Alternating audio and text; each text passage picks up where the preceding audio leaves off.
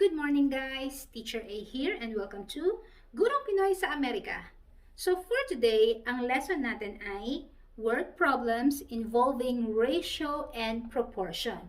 So sa lesson natin na to, pag-aaralan natin kung saan ba ina-apply ang ratio and proportion sa totoong buhay. So simulan na natin. Let's have example number 1. So example number 1, three numbers are in the ratio 1:4:7. Find the third number if their sum is 276. So, isolve natin to step by step. So, since ang given na ratio ay 1:4:7, ang first step na gagawin natin ay kailangan nating alamin kung ilang parts ba meron sa given na ratio. So, which means, i-add natin to. So, 1+4+7 is equal to, so this is 5+7 ay 12. So, meron tayong 12 parts. Now, second step natin, ilang 12 meron sa 276? So, yun ang susunod natin gagawin. Yung sum natin, sum ng ratio, i-divide natin yung 276, yung sum, doon sa sum ng ating ratio. So, 276 divided by 12 is equal to 23. So, merong 23 na 12 sa 276. So, this time, isosolve natin kung ilang part ba yung sa 1, kung ilang 23 sa 4, kung ilang 23 sa 7. So, 1 na 23 is to 4 na 23 is to 7 na 23. So, dito kasi meron lang tayong first na part, may 1 part, dito naman may 4 na parts, dito naman may 7 na parts. So, solving this one, 1 times 23 ay 23 is to 4 times 23 ay 92 is to 7 times 23 ay 161. So, therefore, ang ating proportion na 1:4:7 is equal to 23:92:161. Tapos na ba tayo? Ito na ba yung final answer? Check natin yung question. Find the third number. So, yung pangatlo. So, we have 1, 2, 3. So, therefore, the third number is 161. So, ganun lang siya kasimple. Okay? Next, example number 2. So, ang given natin sa example number 2 ay the ratio of men to women is 7:5.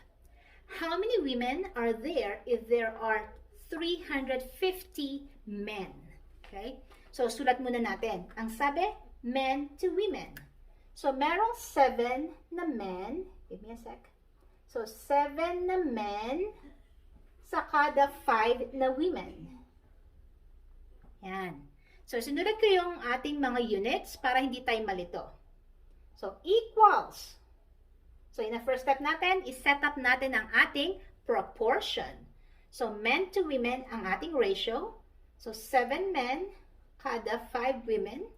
So, ang tanong is, ilang women? Nasaan bang women? Taas, baba? So, ayun siya sa baba. So, ito ang ating hinahanap. Lagyan ko siya ng X. Kung meron tayong 350 na men. So, mahalagang ilagay natin yung unit para hindi tayo malilito kung saan natin ilalagay yung ating mga numbers. So, solving this one, so we have 7 over 5 equals 350 over X. Since in-express natin ang ating ratio and proportion as fractions, gagamitan natin siya ng cross multiplication. So, cross multiply. 7 times X ay 7X equals 5 times 350 ay, so we have 1,750. So, para ma-solve natin si X or yung number ng women, i-divide natin both sides of the equation by 7 para ma-cancel out si 7 kasi 7 divided by 7 ay 1 times X ay X equals 1,750 divided by 7 ay 250. So therefore,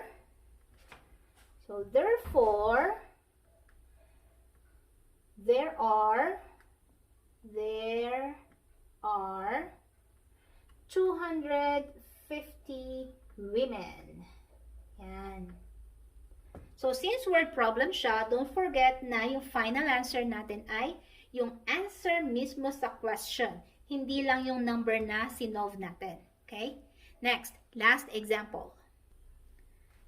So, last example natin, the salary of 2 fishermen are in the ratio 3:4. So, hindi sila equal. They earned 12,250 pesos. How much did each receive? So, again, yung ratio natin is 3:4. So, ibig sabihin, sa kada tatlong parte ng makukuha ng first na fisherman, yung pangalawa, 4 na parte naman. So, kung 3:4 ang ratio natin at ang total ng kanilang kinita ay 12,250 pesos. So, ang first step ulit natin ay kunin natin kung ilang parte ba ang so, kung ilang parte dapat yung sahod. So, meron tayong 3 plus 4 equals 7. So, 7 hati or 7 parte yung ating sahod or yung kanilang paghahati-hatian. So, kung 7 parte, tigma magkano yon? So, 12,250. So, yun ang ating second step. I-divide natin si 12,250 sa 7 para malaman natin kung magkano kada parte. So, we have 12,250 divided by 7 ay 1,750. So, kada isang parte, ito ang matatanggap. Now, ang unang fisherman ay 3. So, i-multiply natin sa magkano ang isang parte. Yung ikalawang fisherman ay 4. I-multiply ulit natin siya sa kada isang parte. So, therefore, ang matatanggap nila ay, so 3 times 1,750 ay 5,250 is to, yung pangalawa naman, na 4 na parte times 1,750 ay 7,000. So, therefore, they will receive,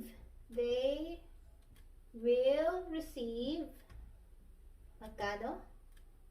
So, yung una ay 5,250 and yung pangalawa naman ay 7,000 respectively. Yan. So, yan ang ating final answer. So, kung nakatulong itong video na to sa inyong module, kindly give me a like para i-share to ni YouTube sa iba. So, that's it. See you on my next video. Paalam!